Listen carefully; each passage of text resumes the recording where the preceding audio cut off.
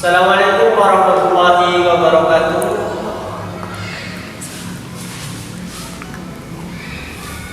Alhamdulillah alladzi arsala rasulahu bil huda wa dinil haq liyudhhirahu 'ala dini kullihi wa kafa billahi shahida. Asyhadu an la ilaha illallah wa asyhadu anna Muhammadan abduhu wa rasuluhu la nabiyya ba'd. Allahumma salli wa sallim ala nabiyyina Muhammad wa ala alihi wa ashabihi ajma'in. Qala Allahu fihi kitabihil karim. A'udzu billahi minasy syaithanir rajim. Bismillahirrahmanirrahim.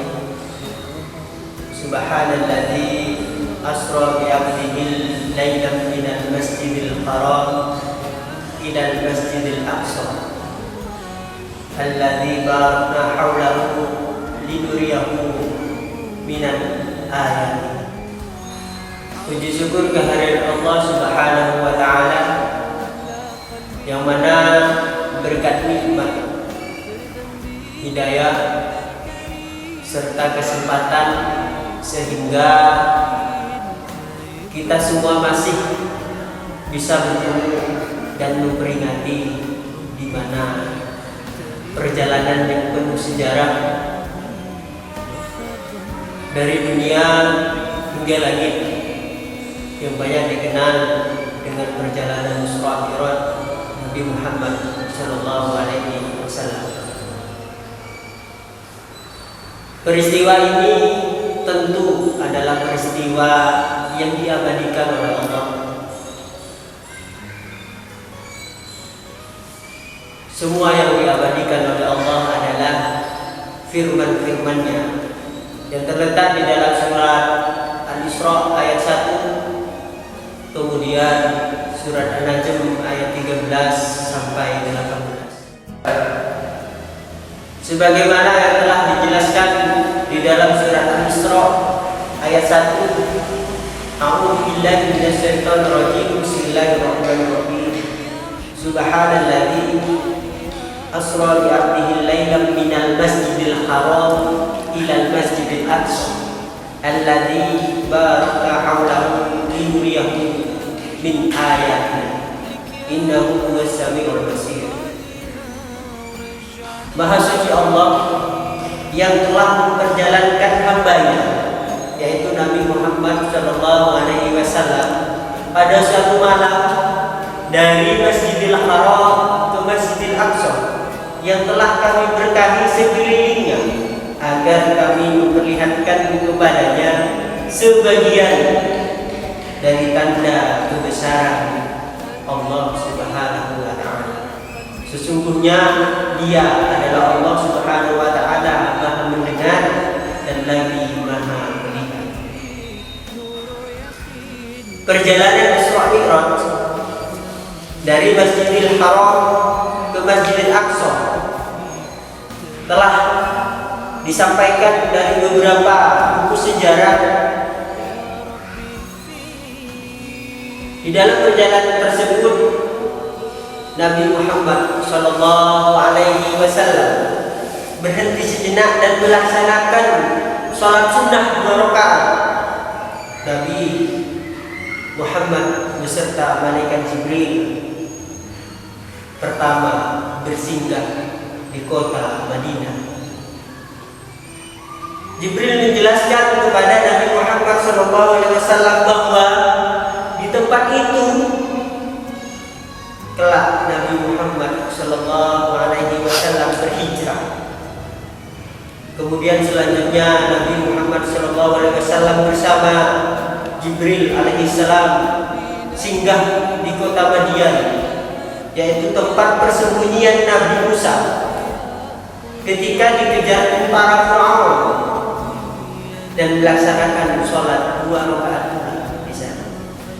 Setelah melanjutkan perjalanannya, Jibril menyuruh Nabi Muhammad sallallahu alaihi wasallam turun untuk melakukan sholat 2 rakaat.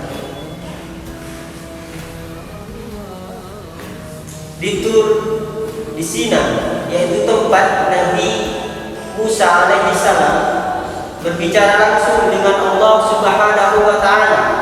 Kemudian untuk yang keempat kalinya Jibril alaihissalam menyuruh Nabi Muhammad sallallahu alaihi wasallam berhenti sejenak dan melakukan sholat sunnah 2 rakaat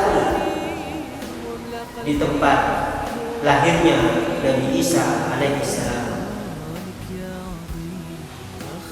Nabi Muhammad sallallahu alaihi wasallam bersama malaikat Jibril kemudian singgah di Masjidil Aqsa, yaitu di Palestina, yaitu tempat dituju dalam perjalanan malam tersebut.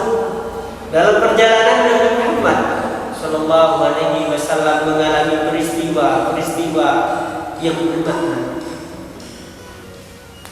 Nabi Muhammad SAW juga disuguhi 2 buah gelas yang berisi susu. Nabi Muhammad SAW mengambil sebuah gelas yang berisi susu. Kemudian malaikat Jibril mengucapkan kepada Nabi Muhammad SAW, "Selamat wahai baginda Nabiullah Muhammad, karena beliau telah memilih yang baik bagi dirinya dan umatnya." Dan telah dijelaskan di dalam surat An-Najm ayat 13 sampai 18 yang artinya, dan sesungguhnya Nabi Muhammad telah melihat malaikat Jibril dengan rupa yang asli di dalam Siratil Muntaha. Di dekatnya ada surga tempat tinggal. Muhammad melihat Jibril ketika Siratul Muntaha diliputi oleh sesuatu yang meliputinya. Penglihatan Nabi Muhammad SAW tidak berpaling darinya. Yang dilihatnya itu tidak pula melampauinya. Sesungguhnya dia telah melihat sebagian dari tanda-tanda kekuasaan Allah Subhanahu wa taala. Para audiensi, kemudian Rasulullah SAW ketika bertemu dengan para nabi dan rasul dari masing-masing langit tersebut, dia menuju ke Siratul Muntaha.